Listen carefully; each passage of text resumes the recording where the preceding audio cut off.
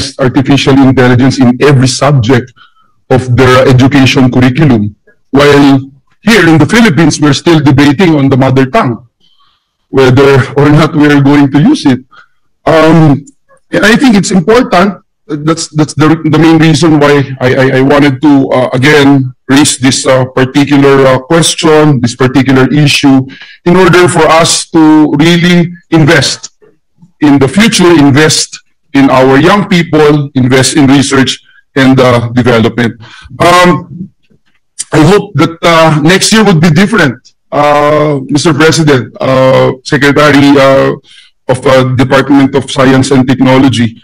And we are still hoping that the allocation of budget for research and development will improve.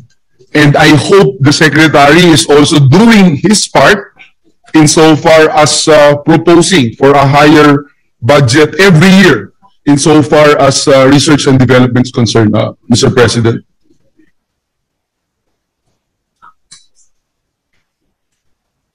Basta may effort lang, Secretary. Yes. Iiwanan ko na po yung subject na yun.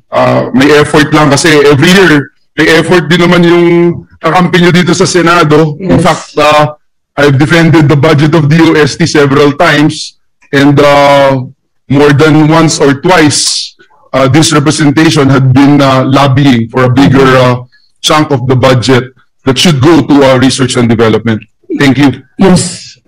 To my distinguished colleague, actually, the Secretary wanted to state that they had requested 54.7 around 54.7 billion, and only for budget for the department, of which only 56% was approved by the DBM, and there they have a higher allocation or a higher amount allocated to research.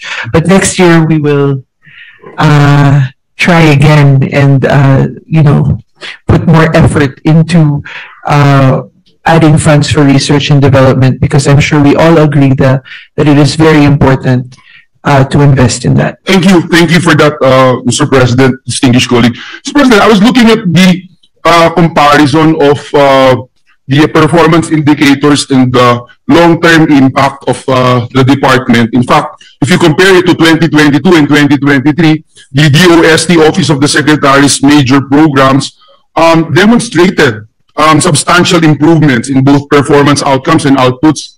In fact, in comparing it to 2024, no, in particular, I look at the report in strategic science and technology programs saw significant progress in project implementation, achieving 100% of projects completed within the required time frame by 2024, which is actually up by 74% compared to 2022. And that's a laudable effort, no, from the department. But looking at the current indicator measure, Mr. President, distinguished colleague, only the number of projects funded are being monitored, not actually their adoption, not about, for example, commercialization or contribution to sectors' competitiveness. And I think it's very important, again, while the department's major programs have shown improvements in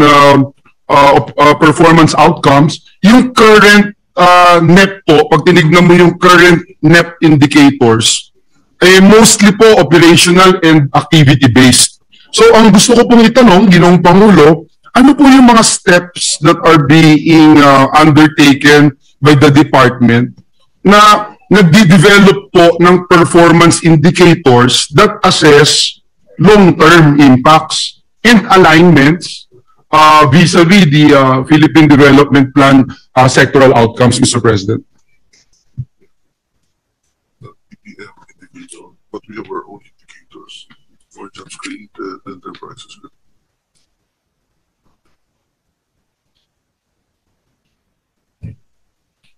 Yes.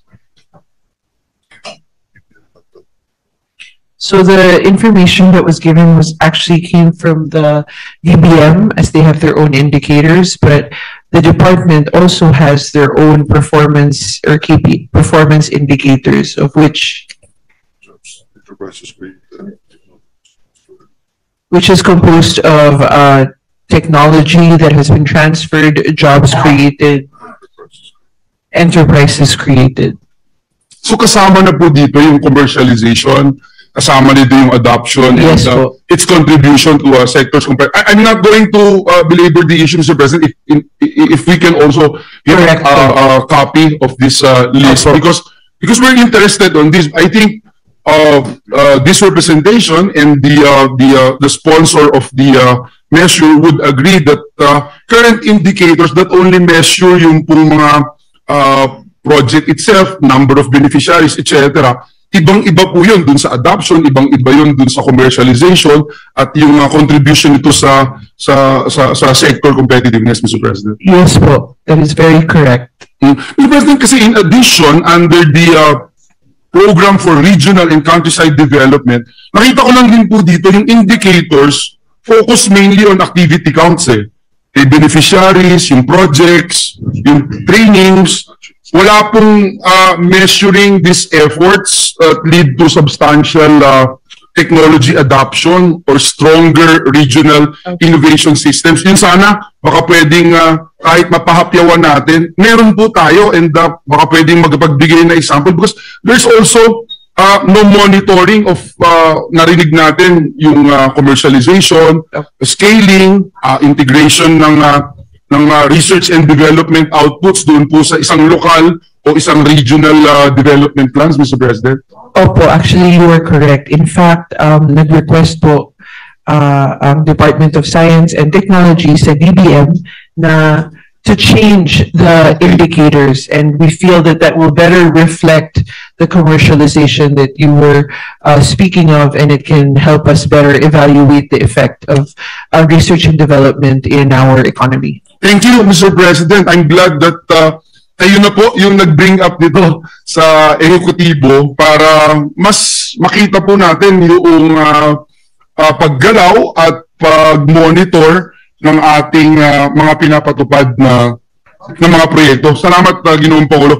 Mr. President, let me go to one law that is also close to my heart. In 2018, kasama po tayo, isa po tayo sa mga co-author nitong pag-institutionalize ng Balik Scientist Program, no? And the goal is to strengthen yung pong mga kababayan natin na muling bumalik dito, magbigay ng incentives, benefits sa mga Filipino experts natin, scientists, inventors, engineers, na makapag-share ng kanilang expertise. Maybe, Mr. President, our most recent accomplishments under the Balik Scientist Program, any updates, Mr. President, saan sektor galing itong mga bumabalik sa atin, ano yung kanilang expertise, ito ba is agrikultura, sa health, sa energy, etc.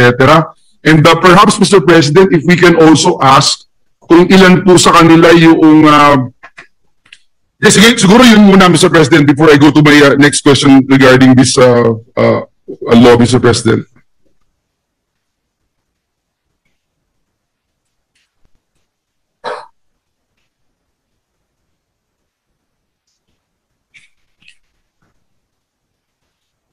As of 20...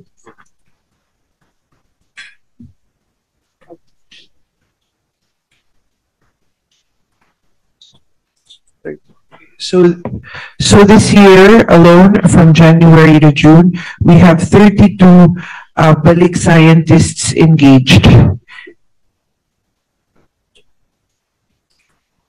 And they usually come from the sectors of agriculture and also virology. Agri and virology. Yeah, Mr. President, yung under the program po kasi yung scientists can undertake science, technology, or innovation na activities or research, whether in his or her field of expertise, through a host institution, no, under engagements of varying durations. Nandiyan po, una yung short term, 15 days to 6 months. Meron din po medium term, more than 6 months to 1 year. Or yung long term, more than 1 year to 3 years, Mr. President. Pwede po bang malaman ilan po sa kanila yung pong nagkaroon ng short-term, medium-term, long-term engagements, Mr. President? Just to see where we are going, and yung pong pondo na nakalaan for next year would be sustainable for these projects, this program, Mr. President. Thank you.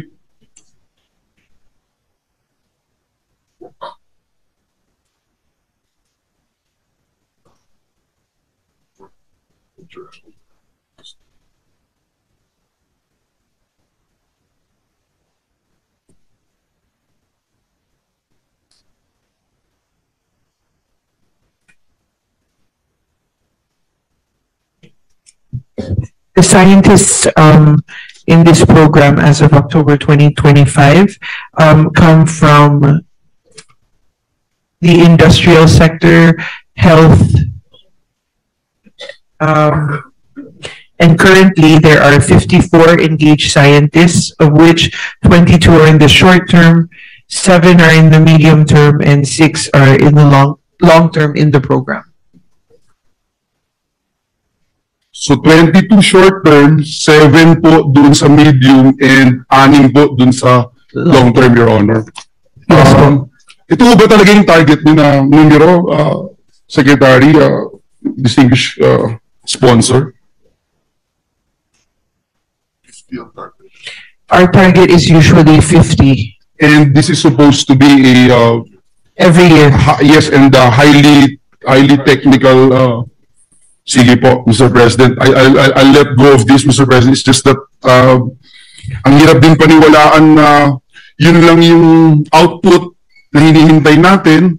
Pero at the same time, ang hirap din paniwalaan na 0.03% ng ating GDP ang budget ng research and development. Kaya parang mapapakamot ka na lang po talaga ng ulo, and that's how much importance we give in research and development, including that of trying to take care of our kababayans, experts for the Balik Scientist program. Mr. President, let me go to another program that is close to my heart with the Department of Science and Technology. I saw my regional director from Region 3. Ito po yung community empowerment through science and technology, o CEST. May we know how much is the budget for this year? Did it increase or decrease for this year, Mr. President?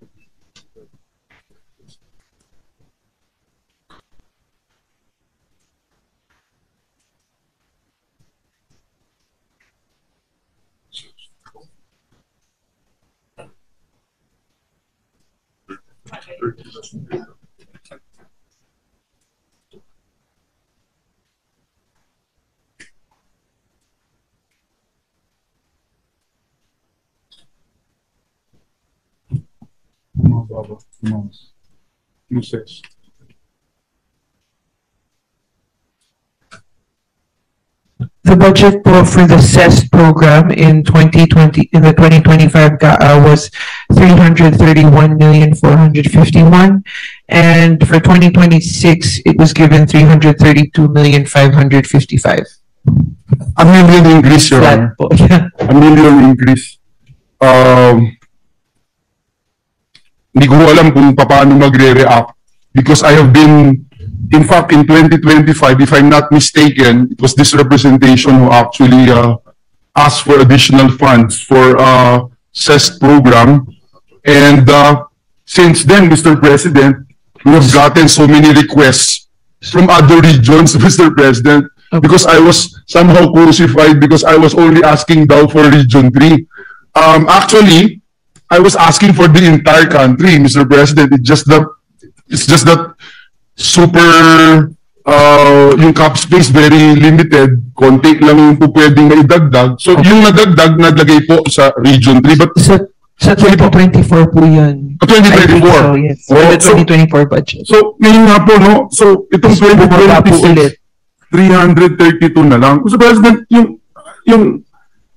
this representation had been very consistent in loading the programs of DOST, specifically this community empowerment through science and technology program. Especially, Mr. President, that this program assists those who are in need of